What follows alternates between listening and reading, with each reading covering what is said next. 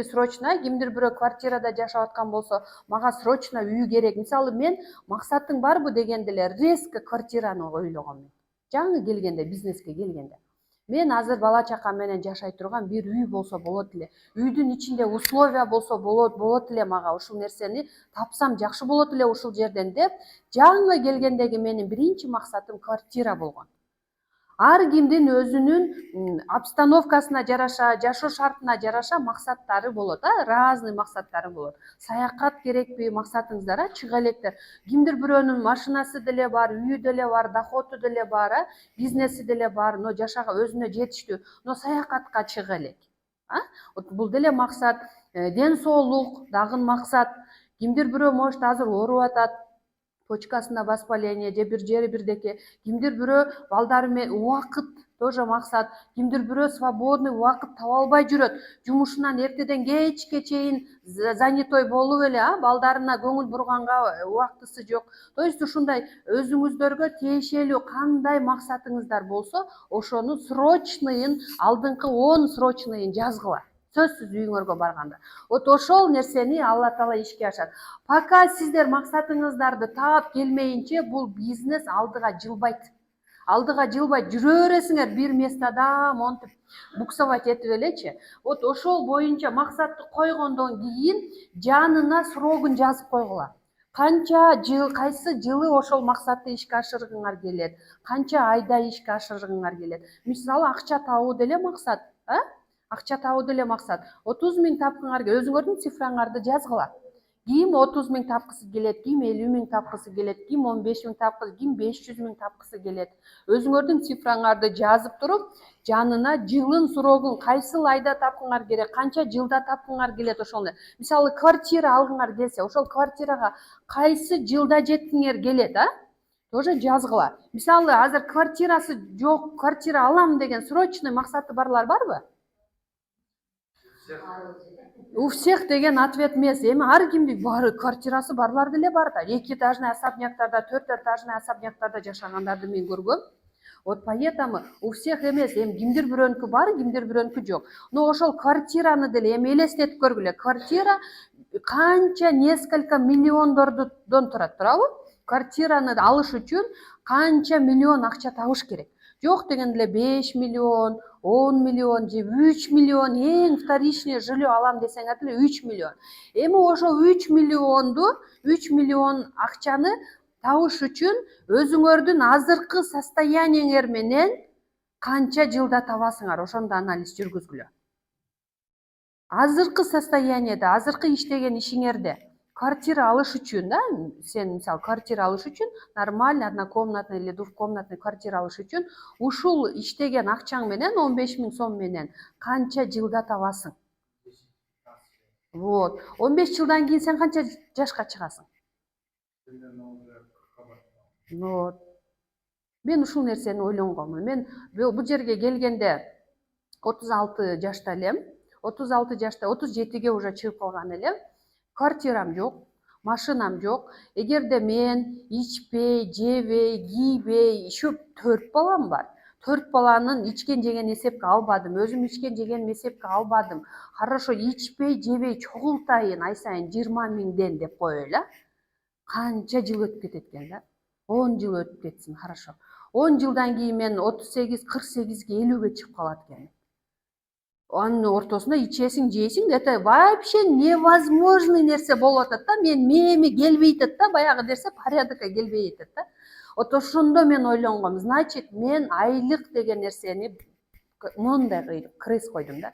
Айлык менен мен кете берсем, ушул жол менен дагы бир жерге айлыкка иштеп, эптеп 15 000, 20 000, хорошо 30 000, майли 40 000 болсун дейли айлыгы. Ошондо деле мен жеткизе албайт экенмин. Анын ортосунда балдарым күйөөгө тийип кетиши мүмкүн, той болушу мүмкүн, туурабы, үйгө келди кетти деген болот. Кантип жашайм деген ой келген да. Ошондо мен швейный машинкамды саткам да. Ошол нерсе мына жериме тык дегенде, анан машинкамды сатып туруп, анан кийин бул жака запуск кылгам, бизнеске запуск кылгам. Бизнес электронный болгондо бул скоростной. 2 жылдын ичинде квартира алгыңар келеби? 10 жылда алгандан көрү, эми 2 жыл это нормально, туурабы? билим алгыла, ушул жерге келгиле, каждый воскресенье ушул жерге келгиле, бизнеске запуск болгула. 35.000 акчаны мен таптым, келдим, ушул жерге келдим, вот квартира алып болдум. Вот поэтому мен силерге өзүмдүн результатымды айтып атам да. Целиңер, максатыңарды тапкыла дагы жазгыла, мындай открыто жазгыла, коркпой. Кимдир бирөөнүн карызы бар, кредити бар, кутулайын деген максаты бар, туурабы? Вот ушундай нерселердин баардыгын жазып, өзүңөр кандай результат бул жашоодо койгуңар келет, кандай результат көрсөткүңөр келет, ошол нерсени таап, жазып, анан кийин силерди чакырган спонсоруңардын алдына баргыла. Пригласитель. Силерди чакырган адам, силерди чакырган пригласителиңер болот да, ошол пригласителиңердин алдына барып, ошол максатыңарды тактагыла. Бул кандай максат? Срогун коесуңар чогуу, мен деле бул бизнесте чакырган адам бул Токсонбаева Элиза Нурлан, семейный паралар, өмүр бою ыраазымын. Ошол адамдар менин көзүмдү ачып, кулагымды ачып, жүрөгүмдү ачып, ушул жерге алып келип, мени вот ушундай нерселерди, результаттарга чыгарып койгон. Ыраазымын да. Вот поэтому силердин спонсоруңар бизнесте эмеспи, это не важно. Самый главный силерди ушу жакшы жерге чакырып койду ошол адам. Может, неосознанно чакырды, может быть, ошол адам силерди баягы өзү түшүнбөй эле чакырып койду. Өзү бизнести кылбай койду. Но ошол адамга ыраазычылык билдиргиле, силерди чакырган адамга. Силер бизнести эгерде максатыңар болсо таап кетесиңер ушул жерде. Максаты жок адам, значит, кетти дей бергиле. Поэтому аракет кыла берсеңер, сөзсүз результат болот. Каждый день бирок. Каждый день по чуть-чуть аракет кылган жакшы, чем жок болуп кетип, кайра келип, жок болуп кетип, кайра келген бул результат алып келбейт. Мына келдиңер, бүгүндөн баштап биз офисте болобузбу, Айсулуу болобу, ким болот, болбойт, это не важно. Эгер сенин максатың болсо, каждый день келип аракет кыла бер. 2 сааттан 3 сааттан, 2 сааттан 3 сааттан келе бер офиске. Видеоңор болсо тарткыла, идеяңар болсо ошону ишке ашыргыла, бирөөнү чакырган болсоңор алып келип отургузуп түшүндүрүп бергиле. То есть ошентип каждый день 2 саат 3 саат бизнеске көңүл бура турган болсоңор, сөзсүз результат болот. Мына бир эле пример, Айнур эже мага через кыскасы онлайн аркылуу келди, Инстаграмбы, ТикТок онлайн аркылуу келди, подключение болду, жок болуп кетти. Ортодо какие-то бир обстоятельства болду, жок. Кайра келди, 1-2 күн отурду, жок. Ошентип кайра келди. Не болду билбейм, кыскасы кайра келди дагы и постоянно офисте отура баштады. Чөтү карасаң, мен жок болсом деле офисте сүрөттөрүн карап коем, бирөөдөн сурап коем, отурабы деп, ооба отурат деп коет. Мен бармын, жок, мен офисте болбосом да мен партнерлорумду изилдейм, каякта экен бүгүн, эмне болуп атат экен депчи. Силер ойлобогула менден кабар албай койду депчи. Мен баары бир сурайм, ошол бүгүн эмне кылып атат, кандай болот, каерде жүрүп атат экен депчи. Сурасам отурат, мына уже канча миң акча алдыңыз? Вот 14.500 акча алыптыр. Бүгүн за апрель месяц. Эгер ИП счетуңуз ачыла элек, бирок сиздики, ИП счетун ачат, эже Кудай буюрса, акчаларын алат. ИП счетуңар ачылган болсо, бүгүн уже счетуңарга акча түштү болот эле да. Мен мисалы счетума акча түштү кечинде. Вот ушундай да, ушундай бизнес, поэтому каждый день келгиле, сөзсүз результат болот, обязательно болот результат, если каждый день келе турган болсоңор. Список знакомых, телефонуңарды карагыла, канча контагыңар бар. Канча контагыңар бар? 200, 150, 300, 500. Вот карачы, азыр мен алдымда карагылачы канча контагыңар бар. Ошол контагыңар силердин капиталыңар болуп эсептелинет. Ар бир ошол списогуңарды абсыныңар. Азыр үйүңөргө барасыңар дагы, мондай список знакомых деген канча контагың бар экен? 234 контагың бар экен. Сен срочно менеджер болсоң болот экен. Бир айда менеджер. Да. 300 дейли, примерно 300 адамыңар болгон болсо, контагыңарда 300 адам. Көбөйтөбүз 2 балга. Канча болуп атат 300 адамыңар? Ар бири ассистент супервайзер болсо канча болуп атат? 300 адам бар, 600 балл келіп атат. Но статистика айтып атат, 10% адам бизнеске запуск болот деп атат. 300 адамға, если ар бирин айта турган болсоң, сенден 30 адам келсе, 30 адам, 30 адамды 2 балга көбөйтсөк, 60 балл. 60 балга канча акча түшөт? 60 балга. 60 балл кылгандар барбы? Канча акча түшөт? 64 000 доллар түшөт, примерно, Жок, примерно 60 балл кылса бул уже ассистент болбойт да, значит, 60 балл кыла турган болсо, где-то 300 000, 400 000 акча аласың за месяц. Түшүндүңбү? Силердин списогуңар, силердин капиталыңар ошол силердин телефонуңардын ичинде эле турат. Телефонуңардын ичинде эле турат акчаңар. Только ошону ачыш керек мындай кылып. Монда тетрадь, ручка аласыңар, список знакомых деген отдельный тетрадь ачасыңар. Мечтаңарды, максатыңарды жабыштырган, сүрөтүн, картиналарды түшүргөн альбомду өзүнчө жасайсыңар. Ал боюнча отдельно сабактар бар. Биз офистерде келип түшүндүрүп, айтып беребиз. Мечтаңарды ишке ашырыш үчүн сөзсүз картина керек да. Сөзсүз картина керек. Мына көзүңөр көрүш керек ошол нерсени. Азыр срочный кайсыл статусту каалап атасыңар, ошонун картинасын түшүргүлө. Үйүңөргө барыпчы, түшүргүлө дагы ошону кайра-кайра подсознанияга отургузуп, кайра-кайра көрө бергиле. Вот ошондо ошол нерсе ишке ашат. Список знакомых тетрадыңар отдельно болуш керек, башка болуш керек. Сырт айрылып калган, түшүп калган, эртең туалетте силерге кереги тийип кала турган тетраддарды ачпагыла. Вот, пожалуйста, уважайте, өзүңөрдү уважение кылгыла, силер баягы состояниеңарды уважать эткиле. Бирөөгө эртең сенин аркаңдан ассистент супервайзериң же партнерың келип калса, сенин тетрадың үзүлүп түшүп калган мындай тетрадь болсо, анда уже бул несерьезный эле бир адам экен дейт дагы, уже подключение болбойт.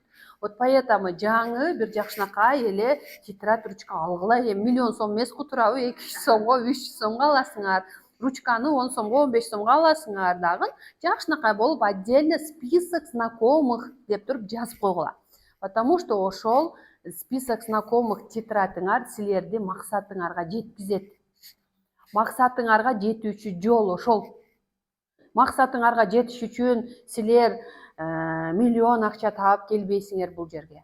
Же болбосо какой-то бир нерсени придумывать этип түнү менен тырс-пырс кылып келбейсиңер. Нету такого. Өзүнчө бир велосипедди пайда кыла турган бир изучение кылып, химия, биологияны окубайсыңар. Такого нету. Просто тетрадь знакомых деген тетрадь ачасыңар. Ручка сатып аласыңар. Ошол телефонуңарда канча контактыңар болсо, ошону ошол жака көчүрүп жазгыла. Качан жазганыңарда гана ошол нерсе ишке ашат. Жазбаган нерсе ишке ашпайт. Телефондон эле турат, мисалы, Абдылда досум деп эле чалсаң ишке ашпайт. Качан бияка көчүрүп жазасыңар, аты фамилиясын жазасыңар, телефон жазасыңар, адресин жазасыңар, анан кийин звонок кыласыңар, анан ишке ашат. Это секрет успеха, түшүндүңөр, Просто эле телефондо эле турат го, мен ушу боюнча эле чала берейин десеңер, жылдар өтүп кетет. Бир жылдан кийин келсеңер деле ушул көрүнүштө отурган болосуңар, 1,5 жылдан кийин келсеңер деле ушул көрүнүштө отурган болосуңар. Вот давайте ушул нерсеге серьезный отношение кылып, жазып, көчүрүп жазгыла, бияка контактыңарды көчүрүп жазып, күндө 20 звонок, 20дан адамга звонок кылгыла. Кудалар өзүнчө жазгыла, соседиңер өзүнчө жазгыла, подружкаңар өзүнчө жазгыла, аяштарыңар өзүнчө список кылып жазганда, ошол адамдарды билесиңер да, звонок кылганда, аяшыңар мисалы тишин жуйбу? Бардыгы тишин жуйт да. Кудаңыз, кудаларыңыз самын менен жуунат да турабы? Жуунат.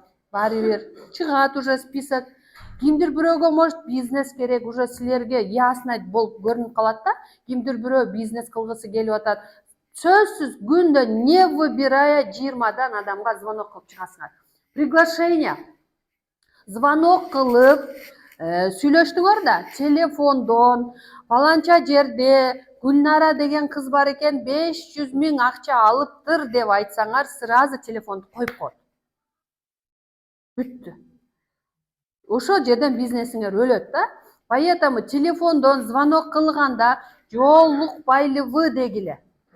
Жолукпайлы вы. Мен сага айта турган сөзүм бар деп жолуккула. телефондон эле тиги жерде Ошто бир соринг менеджер бар экен, анан мындай экен, анан Нарзыгүл бар экен десеңер, ага по барабану. Себеби ал кир жууп аткан болот, идиш жууп аткан болот, ошол моментте может күйөөсү менен урушуп аткан болот, дейт посылать этет, экинчи жолу сага жолукпайт. Түшүнүңөр, приглашение тонкий, грамотный, короткий болуш керек. Зоно кылгыла жолукпайлыбы досум? Мен сага айта турган важный сөзүм бар десеңер, ошол адам чуркап келет. Давайте мына жерде жолугайлы, кофе ичкенче мен сага айтып берем. Келеби ошондо? Келет. Кече мен сиздерди Айсул ушинтип чакырдыбы? Не деп чакырды? Келгиле, алоэ вера, анан мен силерге маркетинг айтам, продукцияны айтып берем, 3 саат сүйлөшүп отурабыз десеңер, койчу, андан көрө Сулайман Султанды көрүп эле үйдө жатып турайын дейт эле турабы? Вот поэтому давайте чакырганга келгенде или офистерге чакыргыла, или бир кофейняларга чакыргыла, ошол жерге келип, анан кийин силер даярданып баргыла ошол жерге. Чачтарыңарды саксайтып, өзүңөр халатчан эле тапочканын сүйрөп алып, носкичен эле чуркап барбагыла. Өзүңөр даярданып, речтериңе даярдап. Мисалы, азыр жаңы келгендер, булар го эми уже менеджер, булар билет кайсы жерде кандай сүйлөштү, супервайзерлер да уже начинающий лидерлер билет. Но жаңы келгендерге мен советим да, бир адамды чакырдыңар, ошол адамга кетип бараткан моментте сөзсүз спонсоруңарга чалып алгыла. Чалып, мен ушуну чакырдым эле, макул деди, кетип атат, кандай кылайын депсеңер, ошондо айтып берет. Даярданып анан баргыла, ошондо спонсоруңар силерди даярдайт. Мындайды сүйлө депчи. Вот ошондо барып айтып, биринчи встречаңар, ошол адам менен болгон встречаңар сонун болуп өтө турган болсо, ошол адам сенин партнерың болуп эсептелинет. Себеби биринчи эле жолуккан моментте ошол адамга жүдөп какап, сен неподготовленная, бирдеке болуп эле өзүңдүн үйүңдөгү проблемаларың менен барып алсаң, ал адам экинчи жолу сага встречага келбейт, айланып качат сенден. Койчу баягысын эле айтып атат, бир компанияга кирип алыптыр дейт. Кече мен Жалал Абадка даярданып эле баргам, көрдүңөр, Жалал Абадка бар. Кече ким келди встречага? Ашыкча сөз сүйлөгөн жокмун, үйдөгү проблемамды айттымбы силерге? Жок, айткан жокмун. Бизнес боюнча айтып бердим. Ал речтерди мен заранее даярдап алып бардым, ушундай нерселерди сүйлөйм, саат мынчада кирем встречага, саат мынчада чыгам деп өзүм даярдап. Же ошол жерде сүйлөгөн бойдон, ушакташкан бойдон силер менен жатып алдымбы ошол жерде? Жок, маңызымды эзип ошол жерде калып кетсем эмне болот эле? Уже баркыбыз кетет эле. Вот встречалар кыска тез болуш керек. Анан уже сөзүңөр бүттү, туруп кетишиңер керек да. Кечке ошо менен отуруп албашыңар керек. Мен жолугушум бар эле, встречам бар эле, үйүм бар эле деген сыяктуу болуп туруп кеткиле. Ушундай нерселерди колдонсоңор ошондо келет. Маркетинг планды жаттагыла. Эгерде мындай көңүлүң менен отурсаң, мындай офиске келип көңүлүң менен отуруп маркетинг планга деп келсеңер, бир жумада жаттайсыңар, мен гарантия берем. Мен обычная домохозяйкамын. Бул бизнеске келгенде мен 4 балам бар эле. Мындай. Үйдө акчам жок эле. Квартирам эски эле. Эскинин да эскизи эле да, кыскасычы, азыр айткандачы. Вот холодильник пустой эле. Проблема мына жерден эле. Бирок мен ошол мозгко, ошондой отуруп калган опущенный мозгко маркетинг бир жумада келген. Сиздердики мага караганда намного лучшеби? Свежий мозг бу, анчалык упыраган балдарың жок болсо керек турабы? Анчалык проблемаңар жокпу? Значит, мозг еще более свежий мага караганда, проблема азыраак, ичинде таракандар азыраак болсо, кирет да. Мага бир жумада кирди го. Келдим, отурдум, бардыгын унутуп коюп ушул жерге келгенде маркетингди жаттайын, кокуй маркетингди жаттайын дей берет элем да. Себеби бир жерге барганда сен чакырган адам сени карайт, сиз чакырган адам сизди карайт. Мен чакырган адам мени карайт. Айсулууну карабайт, же бирөөнү карабайт ал адам. Ошого карап келет, бул кандай болот экен, бул эмнени билет экен, мен ушуга жазылсам бул мага эмнени үйрөтө алат экен деген вопрос менен келет да. Вот поэтому ошол адамга силер өзүңөр пример болуш үчүн маркетингди жаттагыла. Офис бар Жалал Абадта, Ошто бар, Бишкекте бар, бардык жерлерде помещениялар бар. Келгиле дагы сүйлөгүлө, тургула, мындай чыккыла мындай жерлергечи. Бу жерде акча табасыңар, конечно, но кетип калышы да мүмкүн да. Түшүнүп атасыңарбы? Келет, бирок кетип калышы да мүмкүн. но силер ошол нерсени постоянно, регулярно, каждый месяц рейтингден түшпөйм десеңер, маркетингди жаттагыла и продукцияны күндө 4 штуктан жаттагыла. 4 штук. Прополис крем, желе, азыр Наргиле Омурбекова сонун кылып түшүндүрүп берди, аябай жакшынакай түшүндүрүп берди. Алоя, арджи деп жаттагыла. Кийинки күнү дагы башканы жаттагыла. Кийинки күнү башканы жаттагыла. Шакылдатып айтып каласыңар. Бир эле продукцияны 3 жолу, 4 жолу кайталап сүйлөй турган болсоңор, бир жумада силер Forever'дин профи адамы болуп каласыңар. Бул жерге келгенде жаңы адам, сен ассистент супервайзерсиң, сен менеджерсиң, сен сорингсиң деп ал адам билбейт. Билбейт ал адам. Түшүнбөйт. Мына жаңы келгендер барбы? Азыр түшүнгөн деле жокпу. Ким ассистент экен, ал канча балл берет экен десең, азыр түшүнбөйт.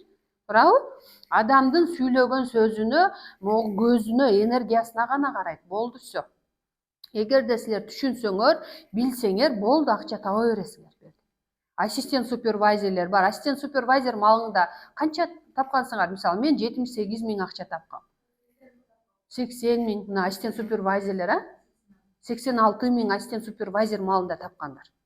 Түшүндүңүздөрбү?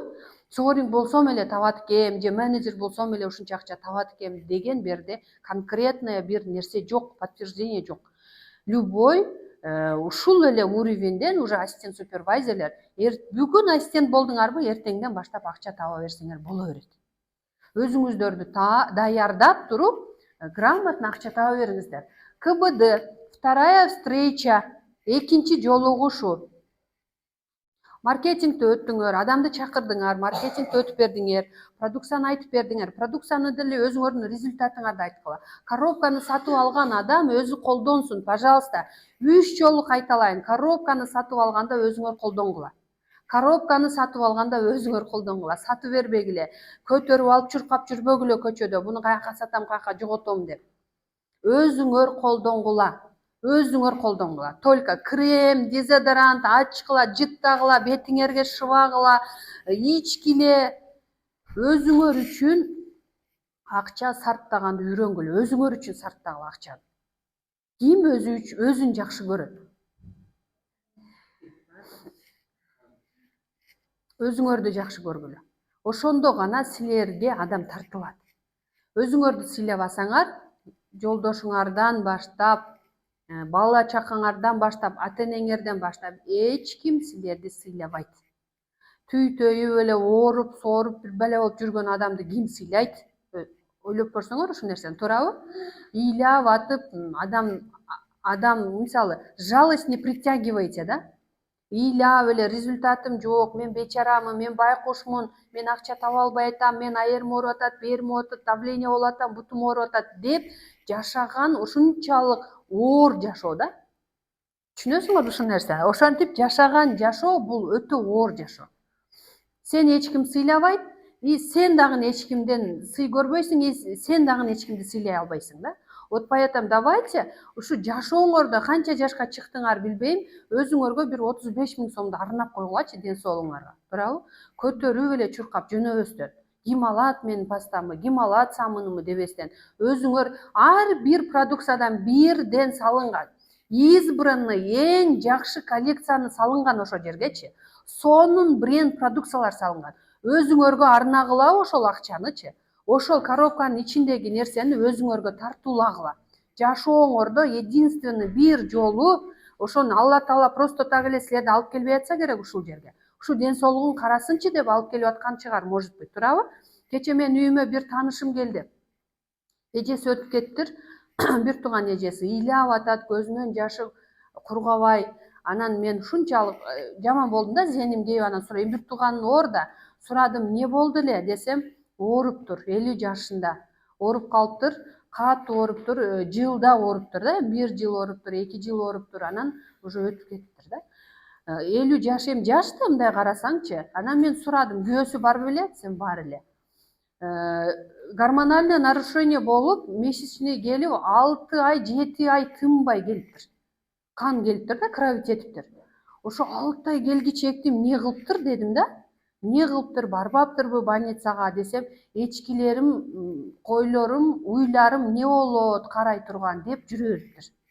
күчкө салып эчкилер койлор эмне болот депчи вот элестеткиле эми азыр мына калды эчкилер коросунда турабы азыр калды ошо неберелерим эмне болот дегенде неберелери деле калды баардык нерсе калат да вот ден соолукка убагында көңүл буруш керек убагында качан үзүлүп түшүп көгөрүп чирип кеткенде эмес убагында көңүл буруш керек значит эне мамасы нездоровая балдарынын баардыгы где гарантия что они здоровые да балдары деле ошондой болсо керек өзү ошентип кровить этип айлап 6 ай 7 ай чыдап жүргөндүн балдарын караганга убактысы болбосо керек даже мысли даже болбосо керек ачык акылы туурабы кантип карады я не знаю поэтому пожалуйста өзүңөрдүн ден соолугуңарга арнагыла ошол 35 000 сомду жашсыңарбы улуусуңарбы азыр не важно азыр жаштар ооруп атат сахарный диабетиктер менен азыр жаштардын давлениясы бар азыр жаштар стрессте кече канча жаштагы кыз стресстемин деди го таң калдык мындай карап турсаң смешной 20 жаштагылар стресстемин десе эсиң болуп калат да депрессиядамын деп коет андай терминдерди бул эжелер айтып коет ондай терминдерди биз билбейт элек депчи чындап эмне үчүн потому что неправильное питание менин балдарым оорубайт дебейм жүрөгүм кысылат потому что жеп аткан тамагын көрүп атасыңар кола ичет крылышки жейт кириешки чипсы күндө но кечинде алоя берип коем чтобы мен ошону көрүп атам да что балдарды дейт Элизанын сөздөрү ушундай менде мурашки келтирет эле да балдарга өзүңөр тапкан мээнет менен тапкан акчаңар менен дейт уу берип атасыңар дегенде дың дегенде мына жеримчи чындап биз уу берип атабыз да өзүбүз ала бер кириешкини ала бер чипсин ала бер чупа чупс жей бер краситель сертификаты жок эч нерсеси жок нерсени эле алып берип атабыз осознанно түшүнбөй атабыз но билебиз что это вредно экен ашказанын шелочь жеп атканын түшүнөбүз запор болуп атканын түшүнөбүз но ошону бере беребиз күндө акчабызга сатып күндө медленный яд деген түшүнөсүздөр да медленный яд деген да азыркы витаминдер азыркы красительдер магазиндерде сатып аткан сертификаты жок продукциялар каерде качан эмне болуп жасалганын билбейбиз бир эле май куюлат идишке ошого кечке күндө крылышкини үнтүп эле бере берет мүнтүп эле бере берет аны балдарыбызга берет это медленный яд үйдөгү жанагы идиш жуугучтар средстволор порошоктор медленный яд эмне үчүн илгери биз стресс болгон эмеспиз деп эже смело айтып атат себеби питание таза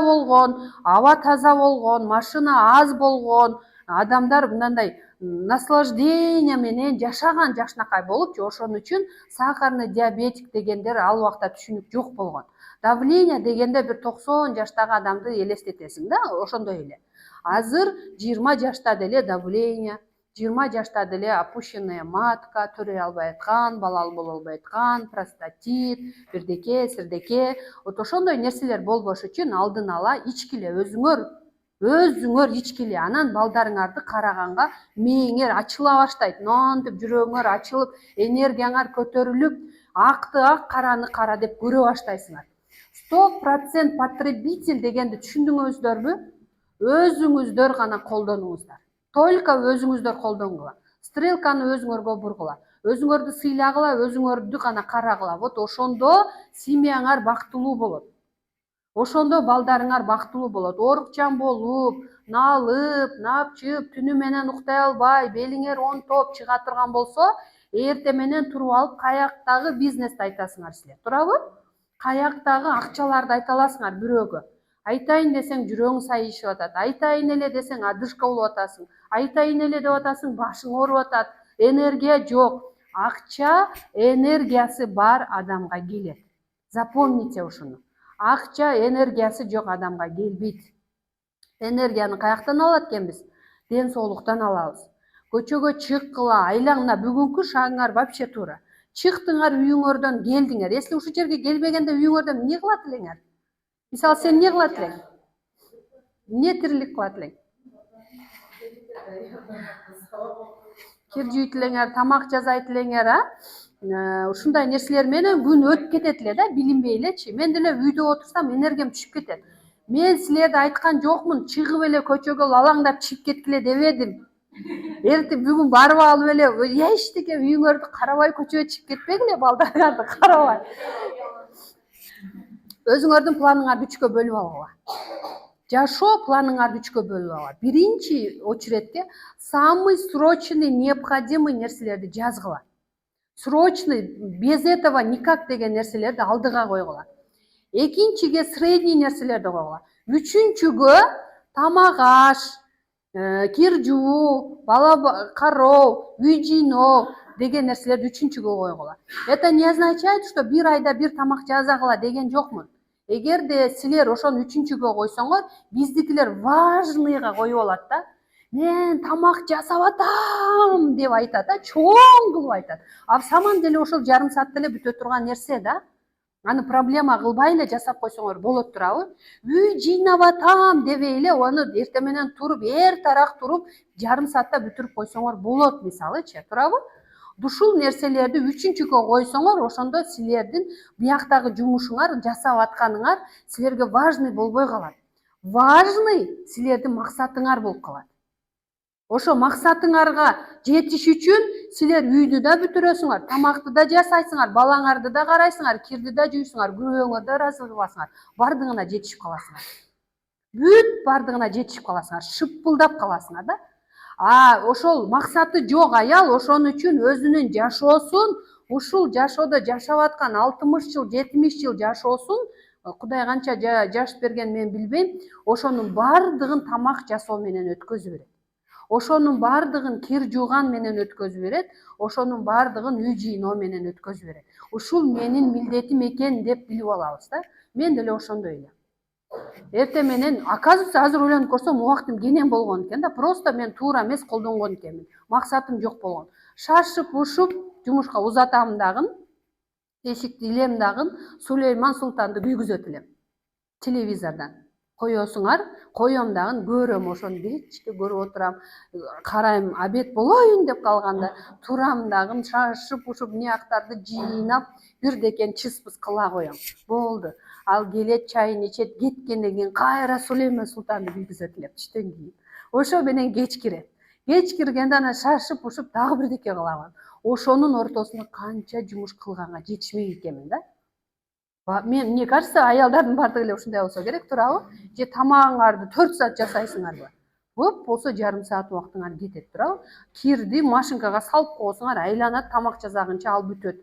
Азыр ойлонуп коем да, көрсө менде максат жок болгон экен. Максатым жок болгон, ошон үчүн кир жууганымы милдет кылам, үй жыйнаган милдет кылам, ооруганымы милдет кылам. Анан кийин депрессия, стресс пайда болот, деградация, аркага кетип аткан болом, тупизм, мына жерде эчтеке жок. Анан злая, антип урушкум келген, ушундай аялдага айланып баратканым өзүм сезип калдым да. Постепенно ошондой адамга айланып бараткан да. Вот поэтому ушул жерге келген саморазвитие очень важный роль ойнойт. Кечээ Нокус аябай жакшы түшүндүрүп берди өзүнүн жашоосу менен пример кылыпчы. Мен когда иштегенимде дейт, өзүмдүн жакшы көргөн профессиям менен, окуган жумушу менен алектенгенде күйөөм мени сени кетет эле дейт. Анан кийин мен иштебей койдум, үйдө отуруп калдым, ошол нерселер кетип калды, жок болуп кетти менин жашоомдо. Значит, ким күнөөлүү? Эркектерге деле биздин развитиябыз важный экен. Ойлонгула, биз если развитияга көңүл буруп, чыгып, окуп, бир нерсе менен алектенсек, значит, алар дагы бизди уважать эте баштайт экен да. Чыккыла, алектенген бир нерсеңер болуш керек. Саморазвитие бул важный ролду ойнойт жашооңордо. Эң важный ролду ойнойт. Ушул нерсени главный ролго коюп койгула. Мен бошмун, сени күтүп отурам, кечке зериктим, качан келесиң, жумушуң бүттүбү, каякта жүрөсүң дебестен өзүңөрдүн ишиңерди кылгыла. Өзүңөрдүн ишиңер болсо, алектенген жумушуңар болсо, ал адамыңар да силерди ценить эте баштайт. Балдарыңарга авторитетный эне, авторитетный ата болосуңар. Бош отурган адамды ким сыйлайт, турабы? Эч ким сыйлабайт. Бул бош эле отурат ки, бош отурган адамдын мозгу ошончолук пустой болот. Бүттү, всё. Азыр мына жерде разный возрасттагы адамдар отурабыз. Не важно 18 жаштыңбы, неважно 60 жашсыңбы, неважно 50 жашсыңбы, развитияны, саморазвитияны любой возрастта баштаса болот. Буга чейин эмне үчүн баштаган эмесмин деп өзүңөрдү жеп, ошо менен дагы 10 жылды өткөзүп бербегиле. Ушуга чейин уксам болот эле да деп, мисалы эже, сиз канчага чыктыңыз? 50-ге чыктым. Мен ушу кызга окшоп 40 жашымда укканымда мен деле жасайт элем деп, кээ бирлер дагы деле отура берет да. Андай болбоңуздар. Любой возрастта развитияны баштаса болот. Мен мисалы мурда Россияда жүрүп калдык, анан апам менен сүйлөшкөндө эле апам: "Ой белим, ушундай тема. Башка теманы айтпайт да, башым түнү менен ооруп чыкты, белим ооруп чыкты. Мен больницага көрүнөт окшойм. Убактым келип калды окшойт, мен анан өлүп калат окшойм" деп эле ушуну адамдын жүрөгүн кысып берет эле да. Ушундай мен ошо сөздөрүнөн зарганып, бирок чалгың келет апаңа. Чалсаң эле сени давить этип таштайт да. Анан кийин Кыргызстанга келдим, Forever'дин продукциясын биринчи очередде апам ден соолугун оңдойн деп. Анан ден соолукту оңдогон менен кошо апамды ушундай жерлерге алып келе баштадым. Себеби мен үйдө тыныч жашашым керек болуп атат да, кыскасычы. Мен түшүнгөн нерсени үйдөгүлөр түшүнбөй атканын түшүндүм дагы, ушундай жерге алып келе баштадым. Азыр менин кулагым тынч. Апам бир жакшынакай, буту деле оорубайт, бели деле оорубайт, башы деле оорубайт. Сүйлөшсөң бир энергия аласың, бир сонун да, кыскасычы. Поэтому развитие бул важный ролду ойнойт. Неважно 60 жаштагы менин апам өзүнүн мышлениясын алмаштыргандан кийин, значит любой возрасттагы адам болот экен. Өзгөрүлдү. Менин көз алдымда өзгөрүлдү да, апамдын мышлениясы өзгөрүлдү. Жашоого болгон көз карашы өзгөрүлдү да. Китеп окуйт, тренингтерге катышат, жана зум ссылкалар келет го, отурат. Кадимкидей как штык отурат. Мындай жумуштагыдай отурат да. Кой билгерки адамдар осанкасын бербейт го, мынантип кой отуруп ошону көрөт. Жазат, үйдө блокноттору бар, 63 жашка чыкты азыр. Несколько блокноттору бар. Меники 20 блокноту болсо, апамыкы деле бир 10-15 жакты блокноту бар. Жазат, бүт бардыгын жазып, ошол нерселерди ишке ашырып, пландарын жазат, ошого көндү. Мен көбүнчөсү жумушта болуп калып, команда менен болуп калып, көчөдө жүрүп калам да, эмичи үйдө. Апам балдарга ошону үйрөтө баштады. Көрдүңөрбү? Пайдасы тиет. Баары бир пайдасы тиет. Менин кыздарыма үйрөтүп атат да. Мындай кыл, мен жанагы Forever'дегилер айтат го, ошону силер дагы аткаргыла, апаң жасап атат го, ошону силер да жасагыла деп үйрөтө баштады. Поэтому пайдасы тиет. Саморазвитие бул важный ролду ойнойт. Китептен баштагыла. Эртең мененки турган ким эртең менен туруп биринчи эмне кылат? Мисалы, сиз эмне жумуш жасайсыз эртең менен? Турдуңуз.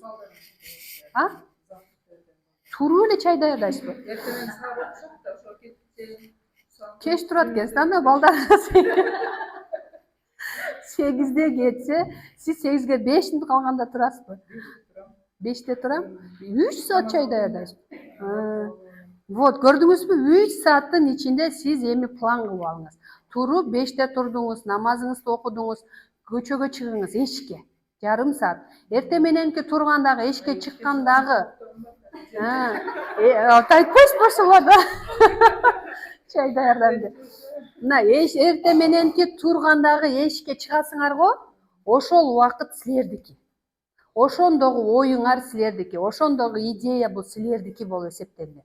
Башка убакытта силерди урдайт.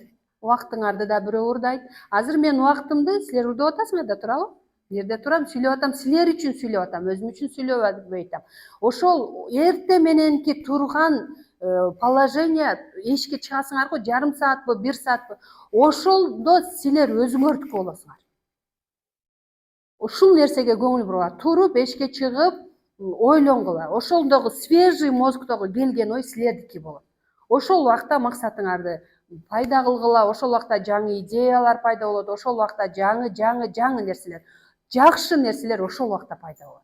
Обидаңар болсо төккүлө, чыгаргыла, сүйлөгүлө, айтып салгыла, музыка уккула, YouTube'га кирип алып Зарина Турганова, Майра Омарова жазгыла, сафирлерди жазып, ошолордун обученияларын уккула. Вот ошондо силерге жаңы идея пайда болот. Башка убакта мындай болуп, отрывок болуп, башаламан болуп кетет да. Балдарыңар ортодо зычу боло калат. жолдошуңар бир нерсени сүйлөй калат, кошунаңарга киргенге туура келет, же силерге бирөө келип калып атат, тууган урук, ошентип атып оюңар бөлүндүү болуп кетет да. Но эрте мененки 1 саат, жарым саат өзүңөргө бөлгөн убакыт бул силердики. Ушуну түшүнгүлө. Андан кийин прогулкадан кийин китеп окугула. 2 барактан ким китеп окуйт? Реально айткыла. Жана өткөндө орозодо бир эме келди го, анекдот келди го.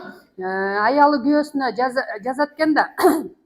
Сен мени күндө мен сени я тебя люблю деп жазат элең. Неге жазбай калдың 10 күндөн бери десе, орозодо калп айтканга болбойт да деп. Ошого окшоп калп айтпагыла. Честно болгула, өзүңөрдүн алдыңарда честно болгула да, өзүңөрдүн жүрөгүңөргө честный отношение кылгыла. Китеп окугула өзүңөр үчүн, мен үчүн окубагыла, Арзыгүл үчүн окубагыла, Айсулуу үчүн окубагыла, спонсоруңар үчүн окугула, өзүңөр үчүн окугула. Эртең менен туруп, хотя бы 2 барактан окугула.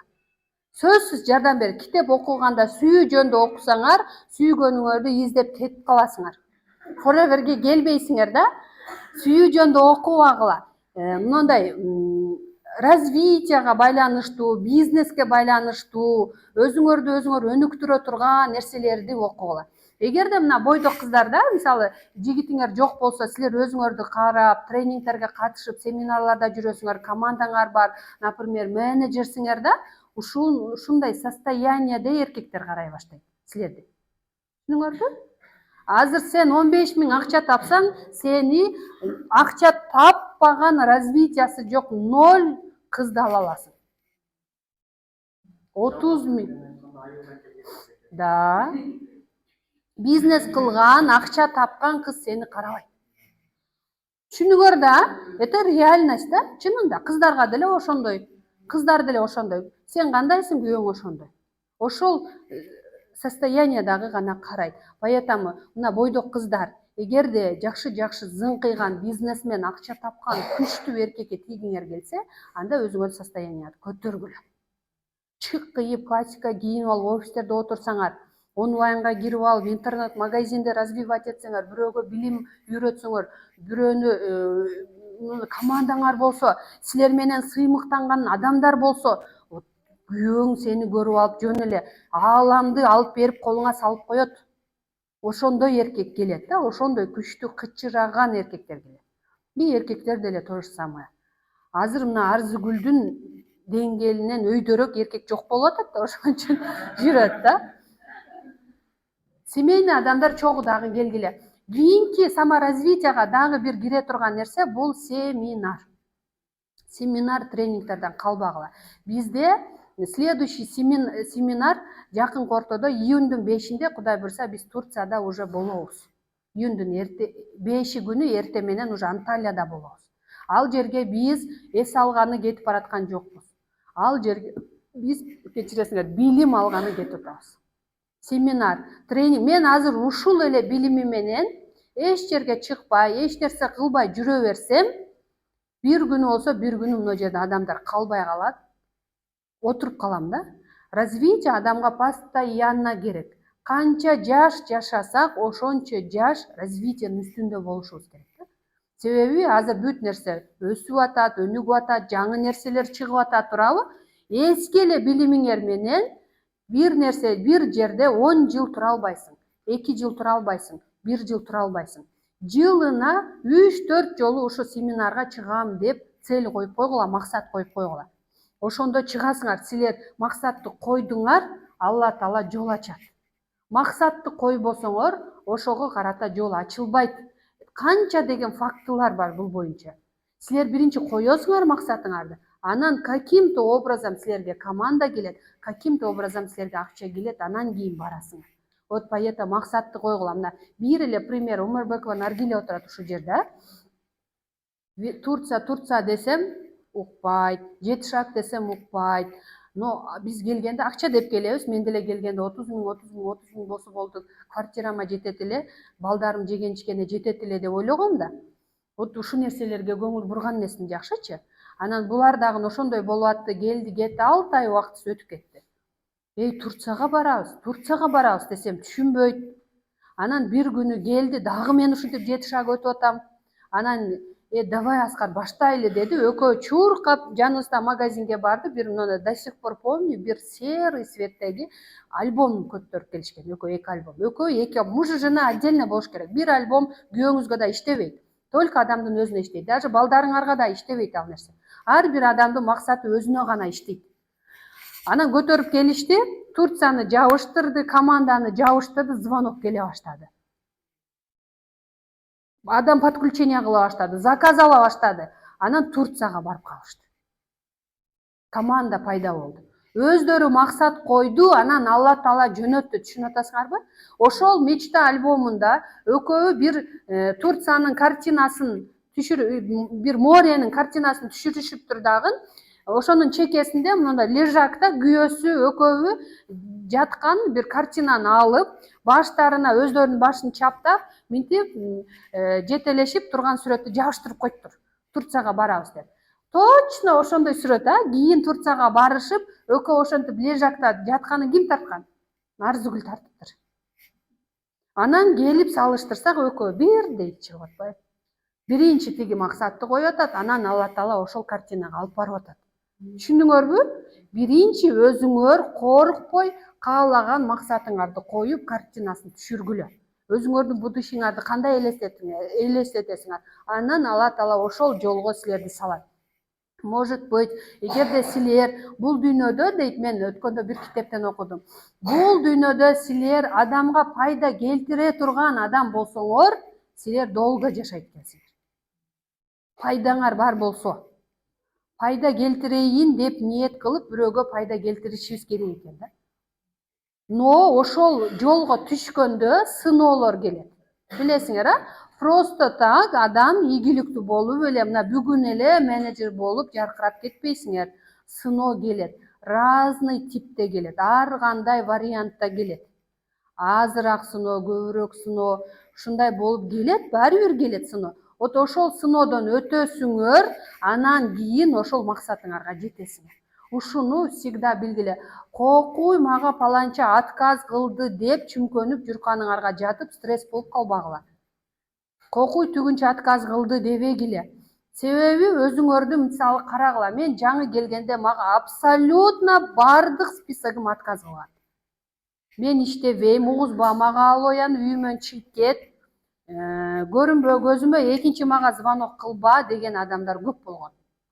Уккам. Ошол нерсени мен сыноо катары кабыл алдым. Дальше кете бердим.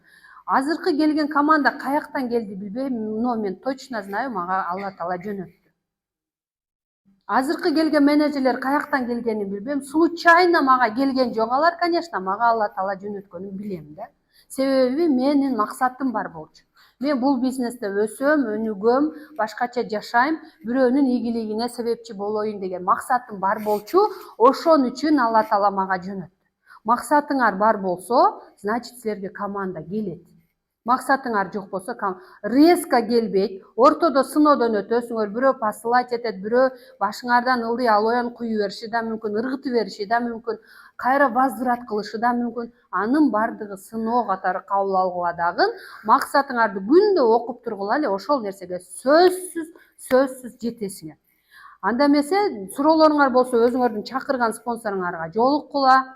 Сөзсүз суроо пайда болот деген ойдомун. Нормальный, живой, өсөм деген адамда суроо пайда болот. Ошол адамга жолугуп, план алгыла. Канча цифра тапкыңар керек бир айда. Ошол цифрага план алсаңар, ошол боюнча кете турган болсоңор, сөзсүз ушул айдын аягында силерге дагы азыркыга окшоп 500 000, 15 000, 20 000, 30 000 өзүңөргө жаккан цифраны табасыңар деген үмүттөмүн. Рахмат силерге дагы.